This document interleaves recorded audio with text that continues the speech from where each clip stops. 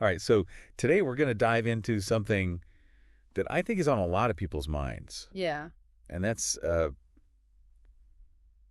robots. Mhm. Robots and humans working together. Yeah, the future of work, right. It's a hot topic. Exactly, exactly. Everybody wants to know. And not in the Terminator Right. sense, but like in our actual jobs, what's going to happen. Absolutely, yeah. How is this all going to work? Yeah, and so we're going to be looking at this article, Best Human-Robot Mix for Your Workflows by Abhinav Saparwal. Great article. Really interesting stuff. He basically lays out like these 6 levels of Spectrum, yeah. a spectrum of how robots and humans can work together. I like how he really breaks it down, Yeah. makes it practical, not just theoretical. Exactly. And he starts out by talking about, tasks that are completely human-driven. Right, where you absolutely need that human element. Yeah, like, a therapist, A therapist, a judge. a judge. Yeah, things that require like Empathy, judgment. judgment. Yeah, you can't really have a robot doing that. Not yet, at least. Exactly, exactly. But then it gets really interesting because he moves into what he calls this attended interval automation. Okay. And he gives this great example of a call center Yeah. where you've got a human agent on the phone, Yeah. right, talking to the customer. Uh-huh. But in the background, there's a robot fetching data. Oh, so kind of like a little hyper? Yeah, like Yeah. a little assistant, right? Yeah. So the human can focus on that customer interaction. Right, making that connection. Exactly. And the robot's doing the behind the scenes stuff. The busy work. Yeah, I mean, Yeah. think about all the time that saves. Huge, right? And I feel like we're already seeing this. Oh, absolutely. This is happening now. Yeah, it's not even like future stuff. But especially with AI and natural language processing getting better, It makes you wonder what's next, right? Well, he actually goes on to the next level, which he calls attended, in tandem. And this is where the robot's not just assisting, it's really working alongside the human. Okay, like a real partner. Yeah, like a true teammate. Yeah. And he uses this example of HR. Oh, interesting. Yeah, so think about like onboarding a new employee, Oh, yeah. all that paperwork, right? Filling out forms. Ugh, so much paperwork. The robot can handle all of that, Really? while the human HR rep, they can focus on welcoming that new employee, Wow. making them feel comfortable, answering their questions, the human stuff. So it's really freeing up those HR people to actually be like people. Exactly, to build those relationships, Yeah, I like that. Because that's something robots can't do. So Exactly. it's using each side's strengths, right? Yeah, that makes a lot of sense. And then it gets even more interesting, right? Okay, what's next? So the next level he calls hybrid. Hybrid. Oh, And this is where the human kind of kicks off a process, Uh-huh. but then the robot takes it and runs with it. So, like, he gives the example of a GDPR request, Right. the right to be forgotten, Someone wants their data deleted. Right. The human rep confirms the request, but then the robot goes and does all the work of actually deleting that data Oh, that makes sense. across all the systems, which can be super complex. Yeah, and that's got to be important for compliance and stuff too. Huge, right? Think about healthcare, finance,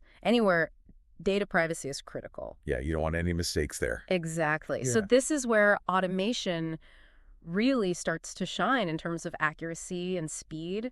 So the human is like the, what's the word? The conductor. Yeah, I like that. And the robot's the orchestra, Yeah, that's a great analogy. playing all the notes. Right. Absolutely. And it just keeps going, right? Because then we get to partially unattended automation. Okay, so even less human involvement now. Right. So this is where humans kind of set the stage Okay. and then the robots take over. Yeah. So like think about employees putting files in specific folders and then the robot knows, okay, everything in this folder I need to process in this way. Oh, that's clever. Yeah, it's all about creating those clear rules and workflows. Yeah, so the robot knows what to do. Exactly. So it can run independently. And this can be applied to all sorts of things, right? Oh, tons of things. Think about accounting. Okay. Yeah. Processing invoices, reconciling accounts, all that stuff. Right, which can be really time-consuming for humans. Totally. So you free up those human accountants to do more, strategic work. More analysis, more decision-making. Exactly. The stuff that requires human judgment. Okay, so that's partially unattended. What's the final level? All right. So the final level is fully unattended. Okay, so this is like the robots are running the show? Pretty much. It's full-on automation. Wow. where the robots manage an entire process from start to finish. Oh, wow. Okay, so what kind of tasks are we talking about here? He gives examples like, invoice processing, updating complex systems like SAP. Okay, so the really complicated stuff. Yeah, the stuff that's very rules-based, very repetitive, Right. where humans would get bored and make mistakes. Yeah. Robots are perfect for that.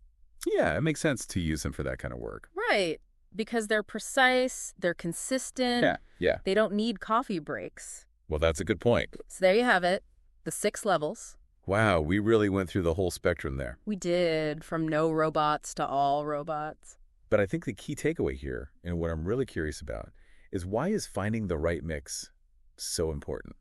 Like, why not just automate everything?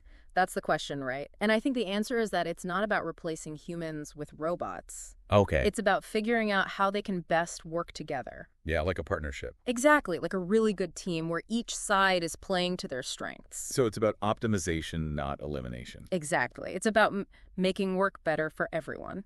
So no robot uprising then? No, not at all. This is about making our lives easier, making our work more fulfilling. That's good to hear. Because when robots take over those repetitive tasks, the things that drain our energy, it frees us up, right? Yeah, to focus on other things. To focus on the things that we're good at, the Yeah. things that require creativity, critical thinking, problem solving. The human stuff. The human stuff. That's actually a very optimistic way to look at it. I think it's the right way to look at it, This is an opportunity to reimagine the way we work, to create a future where humans and robots work together and accomplish amazing things. So what you're saying is we should be embracing this. Absolutely. I mean, think about it. Okay. What are some tasks in your own work that you could hand off to a robot?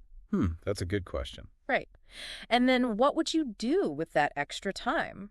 What could you achieve if you weren't bogged down by those mundane tasks? That's something for all of us to think about. It is. It's the future of work happening right now. Well, on that note, I think we'll wrap things up. Sounds good. But that's a question that I think everyone should be asking themselves. What can we hand off to the robots, and what can we as humans really focus on? Food for thought. Thanks for joining us for this deep dive. My pleasure. And we'll see you next time. See you then.